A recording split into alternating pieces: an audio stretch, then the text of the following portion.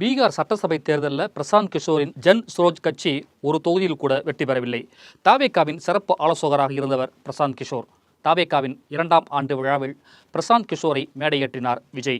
தாவேகாவிற்கு 20% வரை வாக்குகள் உள்ளது, தேர்தலுக்கு முன்பு அதனை அதிகரிக்க முடியும் என பிரசாந்த் கிஷோர் அன்றைக்கு சொன்னார்.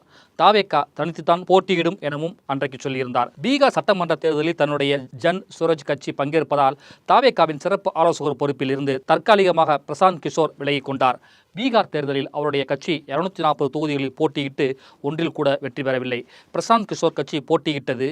ஆனால் பிரசாந்த் கிஷோர் ஒரு தொகுதியில் கூட போட்டியிடவில்லை. 2 மாநில வாக்காளர் பட்டியலில் பிரசாந்த் கிஷோர் பெயர் இடம்பெற்றது. அவருடைய கட்சி வேட்பாளர்கள் 3 பேர் வாபஸ் வாங்கியது. தொண்டர் சுட்டுக் கொல்லப்பட்டது என ஜன் சுரோஜ் கட்சிக்கு ஏகப்பட்ட பின்னடைவுகள் தேர்தலுக்கு முன்பே அரங்கேறியது. என் உழைப்பால் 10 முதல்வர்களை உருவாக்கினேன் என அடிக்கடி சொல்லும் பிரசாந்த் கிஷோர் முதல்வராக முடியவில்லை. தேர்தல் வியூக வகுப்பாளரான பிரசாந்த் கிஷோர் கட்சி ஒரு தொகுதியில் கூட வெற்றி பெறவில்லை.